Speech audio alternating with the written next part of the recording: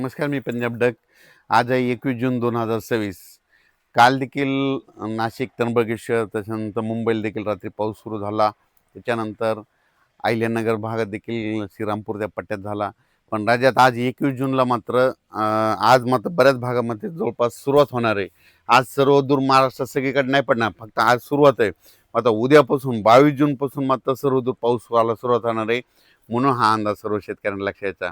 मग 22 जूनपासून तर डायरेक्ट 2 जुलैपर्यंत, 22 जून ते 2 जुलैपर्यंत राज्यात सर्वत्र सगळीकडेच पाऊस पडणार आहे. म्हणून हा अंदाज लक्षात यायचा. आज फक्त राज्यामध्ये ठिकठिकाणी सुरुवात होईल. हा आजचा पाऊस म्हणजे सगळीकडे पडणार नाही, आज फक्त नुसती सुरुवात आहे. पण उद्या 22 तारखेपासून राज्यात सगळीकडे पाऊस पसरायला सुरुवात होईल. राज्यात सर्व दूर मात्र उद्या रात्रीपर्यंत बऱ्याच भागामध्ये कव्हर करून जाईल. 23ला आणखीन संपूर्ण व्यापून टाकेल. राज्यात पेरणीयोग्य पाऊसमध्ये ह्या सुरुवात होणार आहे उद्यापासून. म्हणून ही अंदाज सर्व शेतकऱ्यांना लक्षात यायचा. म्हणजे सांगायचं झालं तर आज फक्त नुसती सुरुवात आहे. आज सुरुवात झाल्या सगळीकडे पडत नसतं. फक्त उद्यापासून मात्र 22 पासून मात्र तर 2 जुलैपर्यंत मात्र राज्यात सगळीकडे पाऊस पडणार आहे.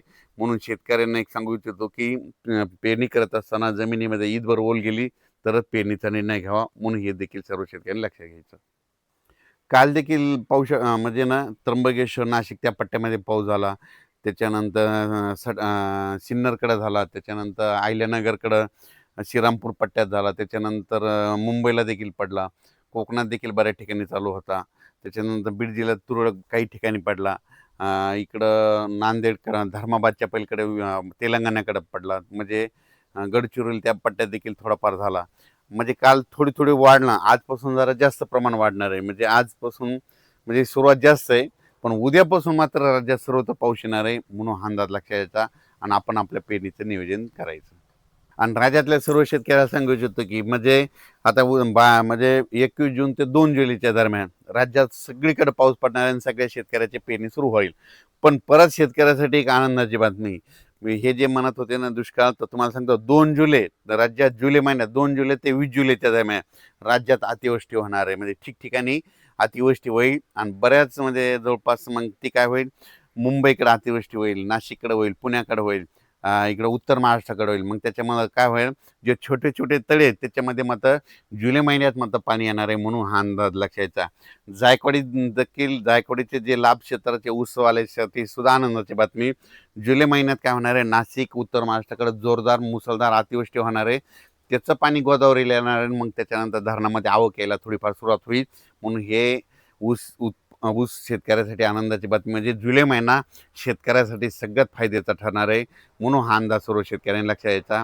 आजपासून राज्यात निश्चित पावसाला सुरुवात होणार आहे, पण 22 पासून राज्यात सगळीकडे पावसाला, संपूर्ण महाराष्ट्रामध्ये पाऊस दाखल होईल.